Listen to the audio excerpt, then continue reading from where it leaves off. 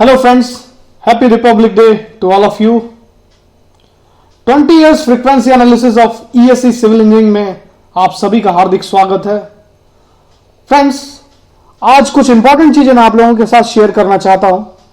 अगर किसी इंजीनियरिंग के स्टूडेंट से आप पूछें कि सबसे डिफिकल्ट एग्जाम किसी इंजीनियर के लिए क्या होगा, तो उसके जहन में सिर्फ एक ही जवाब आएगा और वो है इंजीनियरिंग सर्विसेज का एग्जाम, एग्जामिनेशन फॉर आईएएस.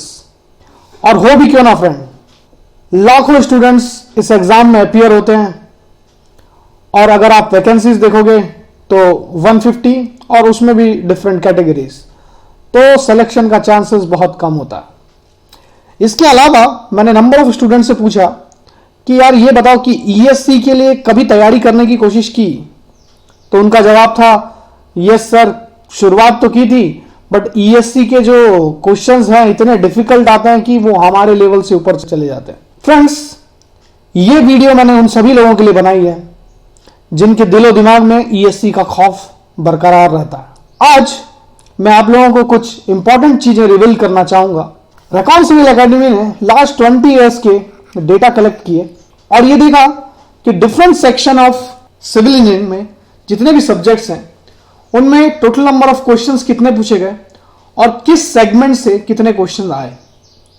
और एक दिलचस्प आंकड़ा आप लोग देखोगे, जैसे हम लोगों ने फ्रीक्वेंसी एनालिसिस फॉर गेट बनाया था फ्रेंड्स, आपको मैंने बताया था कि गेट में अगर आप 5 major plus 2 minor weightage subject की तैयारी करें तो आपकी तैयारी होगी 75%. और मैंने आपको एक एग्जांपल भी दिया था कि जो टॉपर गेट का है उसका परसेंटेज भी है वो 75%.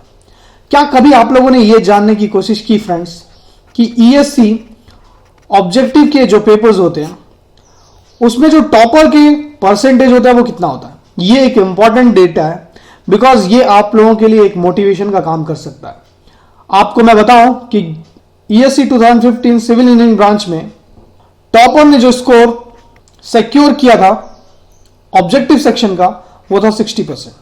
मुझे लगता है ये आंकड़ा अब आपको यह एहसास दिला सकता है कि फ्रेंड्स 2 या 4 क्वेश्चंस ईएससी के किसी क्वेश्चन पेपर के देख के आप ईएससी की तैयारी करना मत छोड़ो. क्लियर है? इट मींस 60% अगर सब्जेक्ट की मैं तैयारी करूं तो इट मींस मैं टॉपर के बराबर की तैयारी करके जा रहा हूं एग्जाम में. इसके अलावा भी मैं इस वीडियो लेक्चर में आप लोगों को बहुत इंपॉर्टेंट टिप्स देने वाला हूं. ये देखिए, ये एक क्यूमुलेटिव चार्ट आपको दिख रहा है जिसमें डिफरेंट चैप्टर्स की फ्रीक्वेंसी एनालिसिस हम लोगों ने परफॉर्म किए. अगेन मैं इसमें से अपने मेजर सब्जेक्ट सेलेक्ट करूंगा फ्रेंड्स. लास्ट 20 इयर्स में आप देखो स्ट्रेंथ ऑफ मटेरियल से मैक्सिमम क्वेश्चन पूछे गए. सेकंड नंबर पे इसको मैंने फर्स्ट रैंक दे दी. सेकंड नंबर पे इट इज जियोटेक.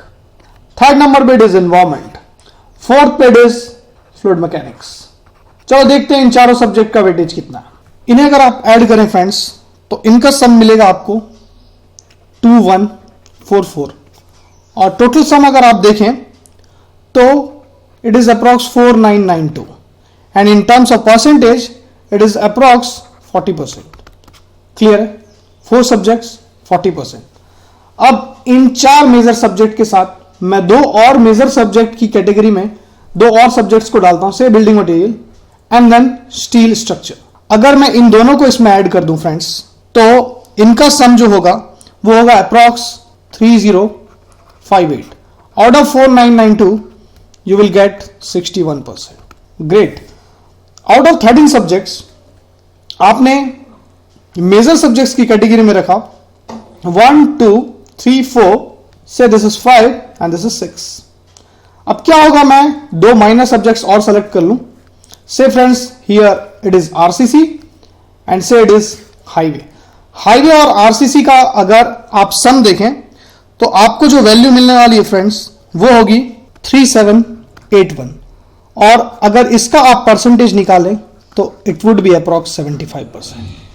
सो अगर आप 75% की तैयारी करते हैं फ्रेंड्स तो आप टॉपर्स के भी बियॉन्ड चल रहे हैं. तो मैं आप लोगों को यही एडवाइस करूंगा कि आप 4 सब्जेक्ट्स थॉरो पढ़ें प्लस 2 सब्जेक्ट्स जिसको आप मेजर की कैटेगरी में ना भी रखें तो मीडियम कैटेगरी में रखें, उसकी भी तैयारी करके जाएंगे. और इसके अलावा जो माइनर सब्जेक्ट्स में जिनकी फ्रीक्वेंसी हाई है, जैसे हम लोगों ने गेट में किया था, मैं उनकी भी तैयारी करके जाऊंगा। तो इट मींस 60% अगर मैं सिक्योर करता हूं तो मैक्सिमम चांस है कि मेरा ऑब्जेक्टिव वाला सेक्शन क्लियर होगा और मेरे वहां पे जो मार्क्स है, बिकॉज वो कैरी फॉरवर्ड होने वाले हैं, तो मैं वहां पे लीड कर पाऊंगा। क्लियर है। नेक्स्ट सेगमेंट में अब हम मेजर सब्जेक्ट्स की एनालिसिस करते हैं। से first of all strength of material. Strength of material के लिए मेरी एडवाइस यही होगी, बिकॉज ये मेरे मेजर कैटेगरी का सब्जेक्ट है और आपको मैंने बताया था कि गेट में मेजर कैटेगरी की सब्जेक्ट में स्ट्रेंथ ऑफ मटेरियल नहीं था, तो इसलिए मैं बोलता हूं कि ईएससी का पैटर्न स्लाइटली डिफरेंट है। तो स्ट्रेंथ ऑफ मटेरियल की तैयारी आप गेट पॉइंट ऑफ व्यू से भी कर सकते हैं और ईएससी पॉइंट ऑफ व्यू से कर सकते हैं, बिकॉज ईएससी के लिए एक मेजर सब्जेक्ट है। इसमें भी अगर आप फ्रीक्वेंसी देखें तो आप देखें moment of inertia, shear centre, cylinder and sphere and property of materials, इनको छोड़ दिया जाए तो बाकी चैप्टर्स का वेटेज ऑलमोस्ट सेम है except this theory of column. But मैं इन सारे चैप्टर्स की स्टडी करके जाने वाला हूं। रीजन यही है कि ये मेरा एक मेजर कैटेगरी का सब्जेक्ट है। नेक्स्ट सेगमेंट में मैं जाता हूं, that is geotech. Friends, geotech के लिए मैंने आपको यही एडवाइस दी थी फॉर गेट ऑल्सो कि जियोटेक में जो चैप्टर्स का वेटेज है वो ऑलमोस्ट सेम होता है। क्लियर है। आप यहां देखिए शैलो एंड डीप फाउंडेशन को यहां मैंने मर्ज कर दिया, तो फाउंडेशन का वेटेज इन सारे सेगमेंट से ज्यादा है। बट जियोटेक बिकॉज मेरी मेजर की कैटेगरी में आता है, मैं इंटायर जियोटेक की तैयारी बहुत अच्छे से करके जाने वाला हूं। नेक्स्ट सेगमेंट में अगर मूव करें, that is environmental engineering. Environmental engineering का वेटेज बिकॉज वहां पे भी वो गेट में मेजर कैटेगरी में था और ईएससी में भी ये मेजर कैटेगरी में, तो मैं इसकी तैयारी बहुत अच्छे से करूंगा फ्रेंड्स। और आप देखें यहां पे जो हाई वेटेज वाले चैप्टर्स हैं, that is sewage treatment, water treatment, air and noise pollution या साउंड पोल्यूशन बोले। अगर आप इन तीनों चैप्टर्स का परसेंटेज निकाले तो चैप्टर का सम देखेंगे आप, it is 309 out of 4502 and you will be cover more than 60%। तो आपका फोकस इन तीन चैप्टर्स पे रहना चाहिए फ्रेंड्स। बट बिकॉज ये मेरे मेजर की कैटेगरी में आता है इन्वायरमेंटल इंजीनियरिंग, तो मैं इन सारे चैप्टर्स की भी एनालिसिस कर लिए जाने वाला हूं। बट अगेन फोकस मेरा इन तीन चैप्टर्स पे रहेगा।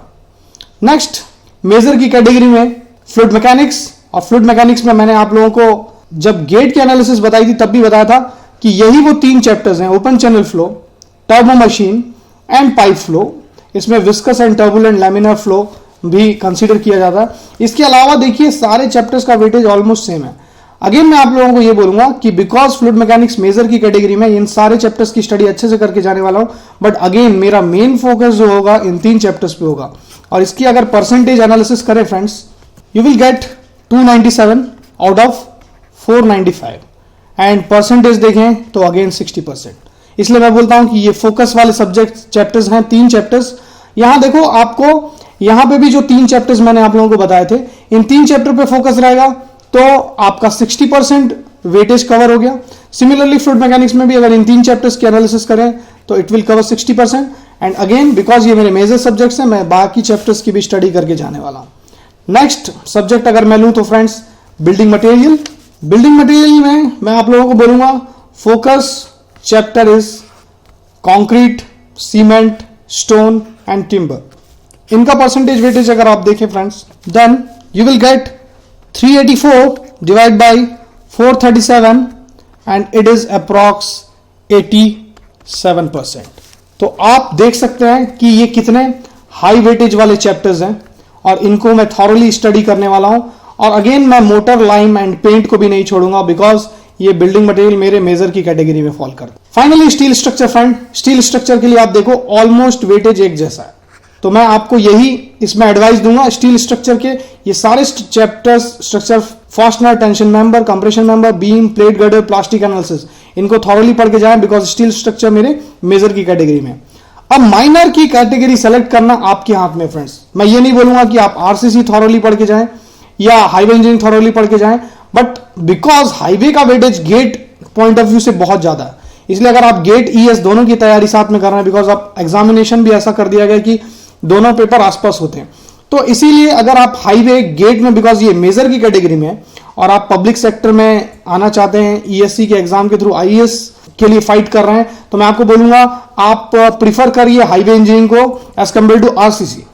क्लियर है। But again it is your decision, आपको जो सब्जेक्ट कंफर्टेबल लगता है आप उसको टारगेट कीजिए। बट मुझे लगता है कि अगर एक ही सब्जेक्ट से मुझे 2 एग्जाम में बेनिफिट मिल रहा है तो I will go for highway engineering. But यहां पे भी आप देख सकते हैं कि हाईवे इंजीनियरिंग में भी आप देखेंगे कि सारे सब्जेक्ट्स का वेटेज ऑलमोस्ट एक जैसा है, ठीक है।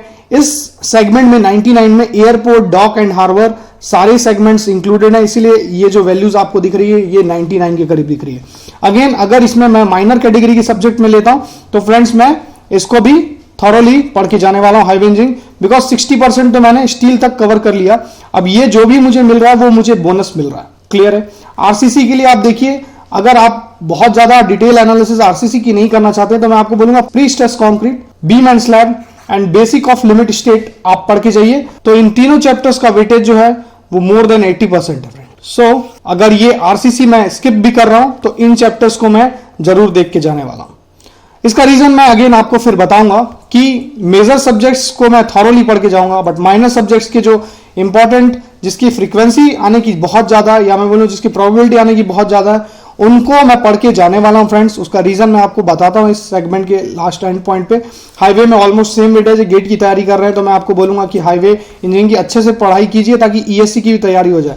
इसके अलावा एक ऐसा subject construction planning and management, इस सब्जेक्ट का weightage GATE point of view से बहुत कम है, बट आप आईएएस के पॉइंट ऑफ व्यू से देखें तो इस सब्जेक्ट का वेटेज बहुत ज्यादा फ्रेंड्स।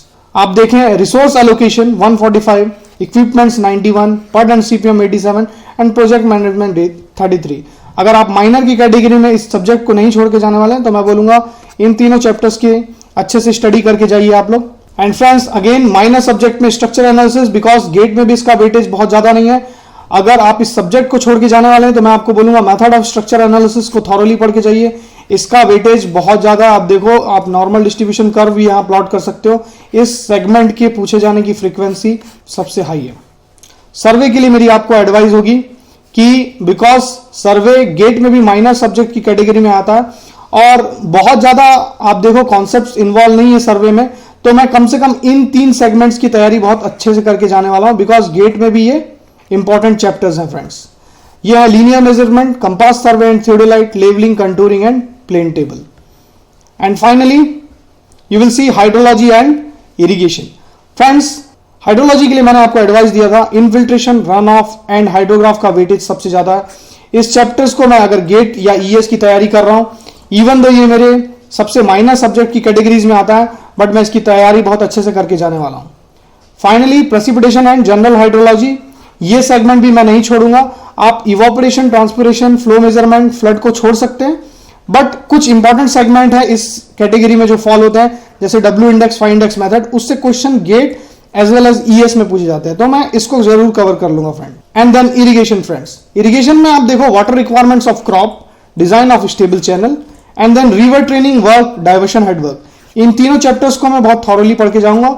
और आप देखेंगे design of gravity dam, seepage analysis में आप देखो सिर्फ एक इंपॉर्टेंट सेगमेंट है, that is Khosla theory. Khosla theory आप पढ़ सकते हैं। डिजाइन ऑफ ग्रेविटी डैम जिसमें नंबर ऑफ फॉर्मूलेज इन्वॉल्व है, एक बार आप उसको जरूर देख के जाइए। बट इरिगेशन बिकॉज मेरी माइनर की कैटेगरी में मैं इन 3 चैप्टर्स को पढ़ के जाने वाला हूं। अब मैं आपको रीजन बताऊं कि मेजर सब्जेक्ट्स जो हैं मुझे उसका कोई भी सेगमेंट स्किप नहीं करना, बट माइनर सब्जेक्ट में मैं कुछ चैप्टर्स को स्किप कर सकता हूं। रीजन यह है फ्रेंड्स कि माइनर सब्जेक्ट्स अगर मैं लेके जा रहा हूं तो उसमें जो मोस्ट फ्रीक्वेंट या वेटेज वाले चैप्टर्स हैं, अगर मैं उनको सिर्फ पढ़ूं तो आप देखेंगे एक तो उसकी प्रोबेबिलिटी पूछे जाने की बहुत ज्यादा है, दूसरा अगर मैं उसमें बहुत अच्छे से कमांड हो जाता है, unit hydrograph, S hydrograph, method of superposition, तो आप देखेंगे मेजर सब्जेक्ट की कैटेगरी में अगर लेवल 3 के क्वेश्चंस पूछे जाते हैं। फ्रेंड्स मैंने ये इसलिए बताया था क्योंकि हो सकता है मेजर सब्जेक्ट की कैटेगरी में आपने तैयारी बहुत अच्छे से की, बट L3 लेवल के क्वेश्चन पूछे गए। What is L3? हम लोगों ने अपनी लास्ट वीडियोस में ऑलरेडी बता रखा है, it is out of box. Out of box ये है इसका मतलब कि जितनी भी बुक आप लोगों ने रेफर की, रीजन ये है फ्रेंड्स कि आप 14 सब्जेक्ट्स की तैयारी करके जा रहे हैं। क्लियर? उसमें अगर आप एक बुक की भी फॉरो स्टडी करेंगे तो हो सकता है आपको 1 साल लग जाए। क्लियर है? इसके बावजूद आपका जो पढ़ा हुआ है उसमें से क्वेश्चन नहीं पूछा गया, और ऐसा बहुत ज्यादा होता है बिकॉज ईएससी में बहुत सारे क्वेश्चंस ऐसे डाले जाते हैं। आप बिकॉज टॉपर का भी रैंक देखोगे या टॉपर के मार्क्स देखोगे तो 40% मार्क्स उसके कम है, मींस वो 60% ही अटेम्प्ट कर पा रहा है। तो 40% का क्या हुआ, इसमें मैक्सिमम क्वेश्चन रिसर्च बेस्ड होते हैं, आउट ऑफ बॉक्स होते हैं। तो घबराइए मत, आईएएस का पेपर की तैयारी करते समय अगर आउट ऑफ बॉक्स क्वेश्चंस दिख रहे हैं एक बार कोशिश कीजिए कि वो आपसे बन जाए, नहीं बनते किसी की हेल्प लीजिए, फिर भी नहीं बनते, मैं आपको सिंपली एडवाइस करूंगा आप उन्हें छोड़ दीजिए, बिकॉज वो किसी से नहीं बनने वाले। क्लियर है? बिकॉज आपने उस सब्जेक्ट की बहुत थॉरो स्टडी की, उसके बावजूद आपको लगता है कि ये क्वेश्चन जो है किसी बुक में नहीं मिलने वाला, किसी कॉन्सेप्ट पे बेस्ड नहीं है, किसी रिसर्च पे बेस्ड है, तो आप उन क्वेश्चंस को छोड़ सकते हैं फ्रेंड्स। तो ऐसे कंडीशन में कौन हेल्प करने वाला है? ऐसे कंडीशन में मेजर की तैयारी तो आपने अच्छे से की है, बट माइनर सब्जेक्ट्स के जो मोस्ट फ्रीक्वेंट चैप्टर्स हैं, से for example infiltration, run of, hydrograph, या मैं बोलूं river training, design of stable channel, water requirement of crop, ऐसे चैप्टर्स फिर वहां जाके आपकी हेल्प करने वाले हैं। क्लियर है? तो एक स्ट्रेटेजी बना के फ्रेंड्स आप किसी भी एग्जाम की तैयारी कर सकते हैं। और इस पर्टिकुलर वीडियो में भी मैंने आप लोगों को यह बताया कि ईएससी को एक हवा मत बनने दीजिए। ईएससी टॉप करने वाले भी यहीं के लोग हैं, वो भी वैसे ही पढ़ते हैं जैसे आप पढ़ते हैं, वो भी वही बुक रेफर करते हैं जो आप बुक रेफर करते हैं। और तो डिफरेंस यही है कि वो स्ट्रेटेजिकली इस पूरे के पूरे